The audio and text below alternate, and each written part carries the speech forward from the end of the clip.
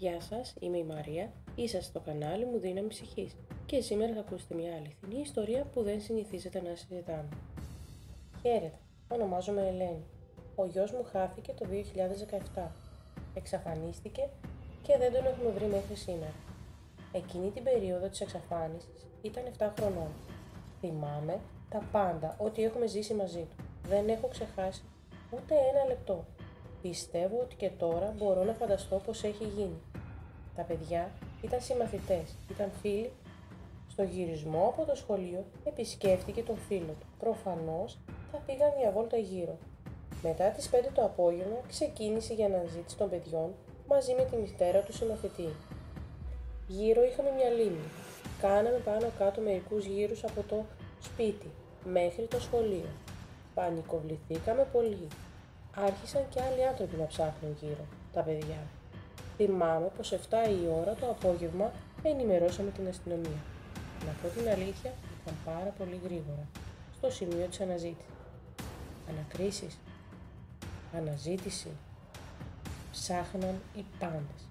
Εκείνες τις νύχτες δεν κοιμόταν κανένας. Όλοι ψάχναν τα παιδιά. Σπίτι γύρισα 4 η ώρα τα μεσάνυχτα. Δεν μπορούσα να κοιμηθώ. Ήμουν σοκαρισμένη. Είχα χάσει τη γη κάτω από τα πόδια μου. Δεν ήξερα τι άλλο μπορώ να κάνω. Πώς να βρω το παιδί μου. Συγγενείς βγήκαν στους δρόμους να ψάχνουν τα παιδιά μας. Για εβδομάδα δεν μπορούσα να φάω, να μαγειρέψω.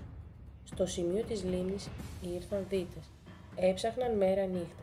Η αστυνομία πίστευε πως τα παιδιά πνίγηκαν στη λίμνη. Όμως μέχρι σήμερα τα 2 παιδιά αγνοούνται. Μάλιστα, κάποια στιγμή η λίμνη είχε στεγνώσει. Εμείς πιστεύαμε πως μετά από όλα αυτά τα χρόνια κάτι θα μπορούσαμε να έχουμε βρει. 1 μήνα κάναν έρευνες στη λίμνη. Δυστυχώς δεν βρήκαν τίποτα. Εγώ δουλεύω. Προσπαθούσα να βγάλω κάθε κακιά σκέψη από το μυαλό μου. Ήμουν σίγουρη πως θα βρεθεί το παιδί μου. Δυστυχώς έχουν περάσει 9 χρόνια από εκείνη την άτυχη στιγμή. Δεν βρέθηκε κανένας από τα 2 παιδιά. Τα πρώτα χρόνια ερχόντουσαν και μου έλεγαν πως ό,τι και να γίνει, σίγουρα το παιδί σου κάποια στιγμή θα βρεθεί. Με έπαιρναν τηλέφωνο και μου έλεγαν πως κάπου τον έχουν δει. Μια μέρα ήρθε μια γυναίκα και μου είπε πως τον είδε σε μια οικογένεια γύφτα. Πηγαίνα παντού όπου και να μου έλεγαν, δυστυχώς κανένα αποτέλεσμα. Αργότερα σταμάτησα να πηγαίνω και να ψάχνω στα τυφλά. Όλοι με καθησύχαζαν, μου έλεγαν μη στεναχωριέσαι πως το παιδί σίγουρα θα βρεθεί. Πήγαινα από τη μια διεύθυνση στην άλλη που μου έδιναν. Τώρα πλέον δεν υπάρχει κανένα νόημα. Δυστυχώς δεν ξέρω τι έχει απογίνει ο γιος μου. Κάθε μέρα παρακαλάω το Θεό να βρεθεί το παιδί μου. Είναι πάρα πολύ άσχημο να ψάχνεις τα τυφλά. Αν ήξερες ότι έχει πεθάνει, κάνεις την κηδεία και ξέρεις που είναι το παιδί. Ενώ τώρα απλά βασανίζεις την ψυχή σου. Δεν γνωρίζεις τι έχει συμβεί. Δεν ξέρεις τι να σκεφτείς. Πέθανε, ζει. Τα πρώτα χρόνια της εξαφάνισης ήταν αφόρητα, δύσκολα. Αργότερα με το πέρασμα του χρόνου, απλά αποδέχεσαι την κατάσταση.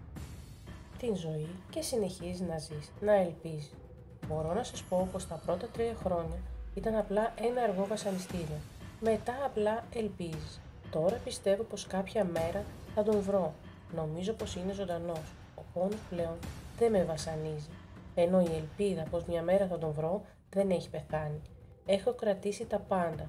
Όλα αυτά τα χρόνια, τα γράμματα που μου έστελναν, να έχω ελπίδα πως το παιδί μου ζει, πως θα βρεθεί. Πάρα πολλά παιδιά χάνονται καθημερινά στη ζωή. Να μην ανησυχώ. Η ψυχολογική μου κατάσταση είναι αρκετά διαταραγμένη.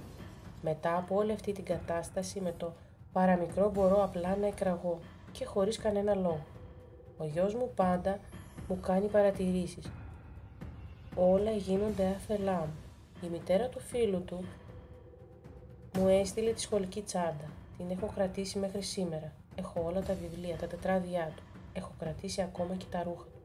Κάθε στιγμή και λεπτό στη ζωή μου τον θυμάμαι και τον σκέφτομαι. Πολλές φορές ακούω και τη φωνή του. Το παντελόνι και την μπλούζα ακόμη κρέμονται στην καρέκλα. Ήταν η αλλαξιά του. Όταν γυρνούσα από το σχολείο μέχρι σήμερα και τα φορούσε.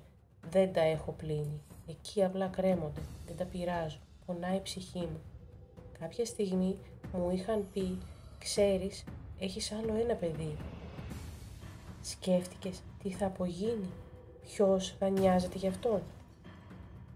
Αυτά τα λόγια μου έδωσαν δύναμη, μεγάλη υπομονή. Για χάρη του παιδιού μου θα πρέπει να είμαι πάρα πολύ δυνατή, να μεγαλώσω το παιδί μου. Αυτός μας έδινε ζωή και μια μεγάλη ελπίδα. Θυμάμαι πως τότε το καλοκαίρι φοβόταν πάρα πολύ να βγει από το σπίτι. Δεν έβγαινε ούτε στην αυλή. Καθόταν και κοιτούσε στο δωμάτιό του τηλεόραση. Φοβόταν πάρα πολύ και στεναχωριόταν για τον αδελφό του. Όποιος είχε χαθεί. Ήταν πάρα πολύ σοκαριστικό για τον ίδιο. Ναι, φοβόμουν πάρα πολύ να μην χάσουμε και αυτόν. Είχα 2 αγόρια. Κλαίω, πονάω αφάνταστα. Κοιτάω τις φωτογραφίες του, δεν ξέρω μέχρι σήμερα που είναι το παιδάκι. Δεν μπορώ να αλλάξω τίποτα. Νιώθω μεγάλη ευθύνη που χάθηκε το παιδί μου. Καλύτερα να μην δούλευα και να τον είχα κοντά μου. Αβάσταχτος ο πόνος. Δεν περιγράφεται. Ίσως φταίω κι εγώ. Σίγουρα. Κάτι μου διέφυγε. Τον περιμένω να γυρίσει όπως και να είναι, ό,τι και να έχει συμβεί. Έχω ελπίδα μέσα μου. Δεν σβήνει. Θέλω πάρα πολύ να τον δω. Αυτή είναι η επιθυμία μου μέχρι να κλείσω τα μάτια μου. Σας ευχαριστώ που με ακούσατε. Αν σας άρεσε το βίντεό μου, κάντε εγγραφή στο κανάλι μου. Σύντομα θα σας έχω ένα ακόμη σοκαριστικό γεγονός.